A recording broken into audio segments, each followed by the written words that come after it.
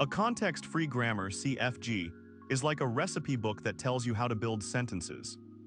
Formally, it is a four-tuple G equals V sigma R S where V variables are the non-terminal symbols, the placeholders in the recipe for example expression and term. Think of them as unfinished dishes. Sigma alphabet is the set of terminal symbols, the actual ingredients you can eat, for example the characters of B+. R is a set of production rules. Each rule has the shape A goes to alpha where A is in V and alpha is in V union sigma star. It says replace the unfinished dish A by the sequence alpha of smaller dishes or ingredients. S, which is in V, is the start symbol, the main dish we want to prepare. Mathematically, the language generated by G is L of G equals the set of W in sigma star such that S derives W, where derives means 0 or more applications of the rules. This definition works for any kind of strings, just like a recipe works no matter how many servings you make. Explanation: when we actually build a sentence from the start symbol, we have many choices about which unfinished non-terminal to replace next. Two common strategies are leftmost and rightmost derivations. Leftmost derivation always picks the leftmost non-terminal in the current string and expands it. It is like a child reading a story from left to right and always finishing the first blank they see. Rightmost derivation does the opposite. It expands the rightmost non-terminal first, like a builder who finishes the back wall before the front one. Example grammar for simple arithmetic expressions. E goes to E plus T, or TT goes to T times F, or FF goes to open parenthesis E close parenthesis or identifier. Starting from E, a leftmost derivation of identifier plus identifier times identifier would be E rewrites to E plus T, then E plus T rewrites to T plus T, then T plus T rewrites to F plus T, then F plus T rewrites to identifier plus T, then identifier plus T rewrites to identifier plus T times F, then identifier plus T times F rewrites to identifier plus F times F, then identifier plus F times F rewrites to identifier plus identifier times F, then identifier plus identifier times F rewrites to identifier plus identifier times identifier. A rightmost derivation would replace the rightmost non-terminal at each step instead. Both end with the same final string, but the order of rule applications differs. Parsers often need one of these strategies to build a predictable parse tree. A parse tree, also called a derivation tree, is a picture that shows how a sentence was built from the start symbol. Its shape is a rooted tree with these properties. The root is the start symbol S.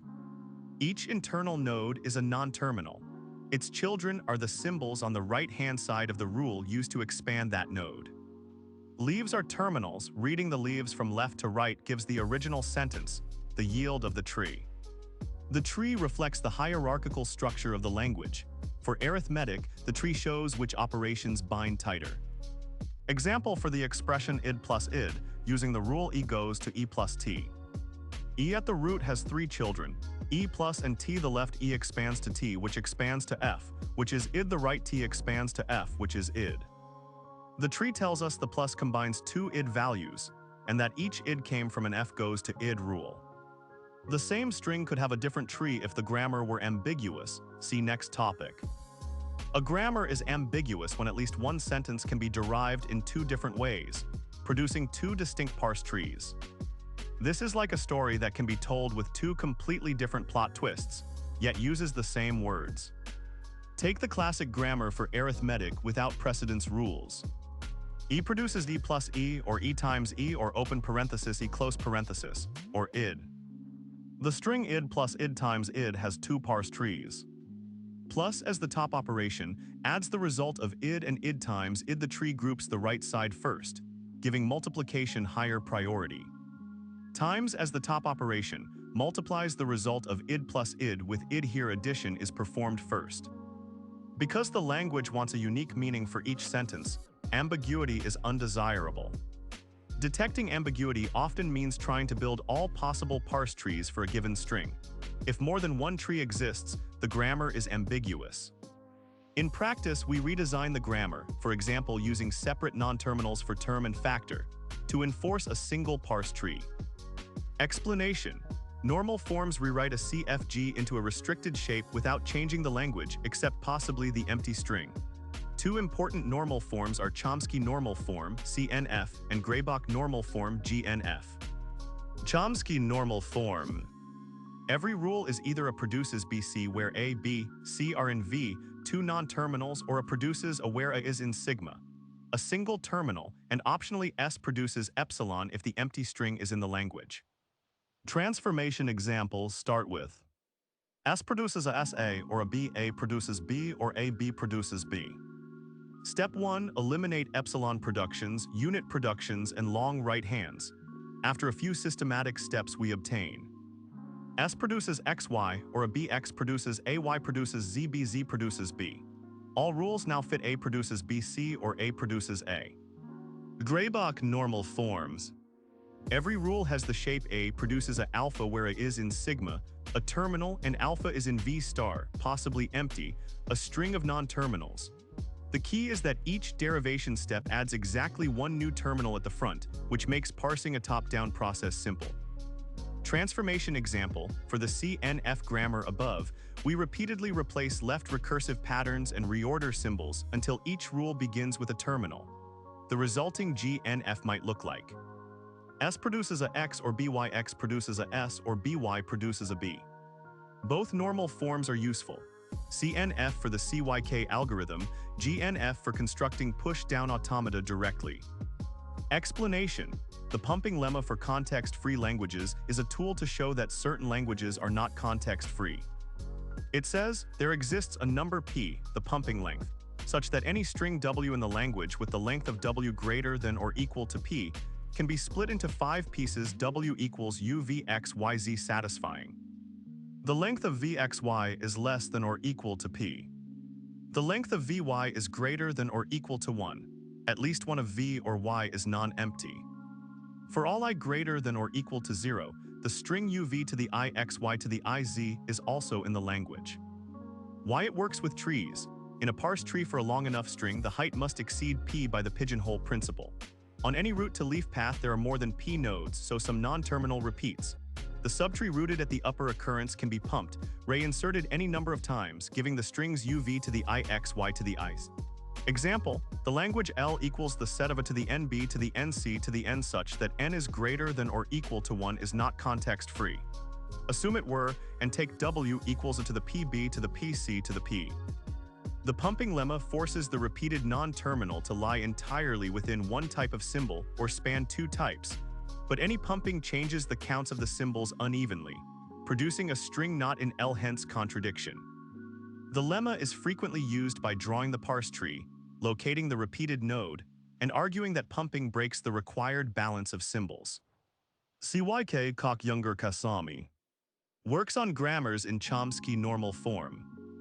Uses a bottom-up dynamic programming table T sub I, j, where I is the start position and j is the length of the substring. Fill the table, for each single character a sub k, set T sub k, 1 equals the set of a such that a rewrites to a sub k. For longer spans, combine two shorter spans. If a rewrites to be C and B is in T sub I, L and C is in T sub I plus L, j minus L, then add it to T sub I, j. At the end, the start symbol S in T sub 1, N means the whole string is in the language. To get a tree, store back pointers when a rule is used. Later, backtrack from S at 1, N to reconstruct the parse tree. Early parser works on any context-free grammar, no normal form restriction. Processes the input left to right, maintaining a set of early items or rewrites to alpha.beta, I, meaning we have recognized alpha, expect beta, and the rule started at position I. 3 operations. Predict for an item with .b beta, add all rules b rewrites to gamma with .gamma starting at the same position. Scan if the next input symbol matches the terminal after dot, move the dot forward. Complete when an item reaches the end, a rewrites to gamma dot k find items that were waiting for a and advance their dot. The chart of items naturally encodes all possible parses. By storing pointers from completed items back to the items that caused them, we can later extract one or all parse trees. In real software context-free grammars, are the backbone of compiler front ends and many language tools. Lexical analysis turns raw characters into tokens, identifiers, numbers, symbols.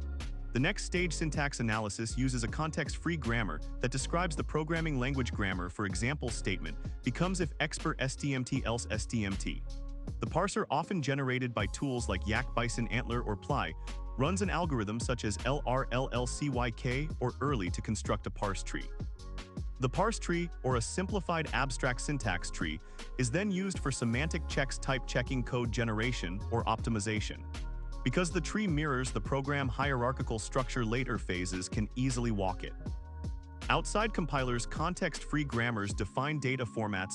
JSON, XML, and many network protocols have grammar specifications. Parsers generated from these grammars ensure that incoming messages follow the expected structure, making debugging and security easier. In integrated development environments, context-free grammar-based parsers enable features like syntax, highlighting, auto-completion, and refactoring, because the tool knows the exact shape of legal code. Thus, mastering context-free grammars, derivations, and parse trees is not just academic, it is the practical foundation for every tool that reads, understands, or transforms structured text.